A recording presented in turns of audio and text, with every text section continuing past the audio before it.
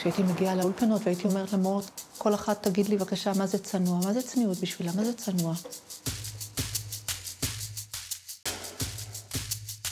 מה המקום של הגוף של האישה בעולם? מעצם היותך אישה, את פיתוי מיני. תמיד הרגשתי מגיל יחסית צעיר, שהמיניות היא משהו גדול, ואין לי מושג מה אני עושה איתו. תפסו את עצמכם בידיים ואתם תלמדו לעבוד עם היצר שלכם.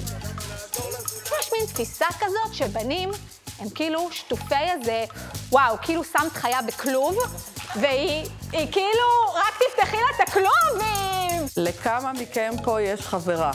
למה פתאום שאני שומעת נגיעה, אני נחשבת יותר דתייה? מה שהיא רוצה זה פשוט חיבוק. מה שהוא רוצה זה פשוט להרגיש אישה. שורה התחתונה היא, יש לכם חברה, תתחתנו. החבר'ה עוזבים אותנו. הם מרגישים שההלכה בכלל לא מכירה את העולם שלהם. איך אתם לא רועדים מפחד שאחרי 120, הקדוש ברוך הוא יגיד, כבוד הרב ורדי, אתה ידעת שיש מצוקה אנושית, למה שתקת?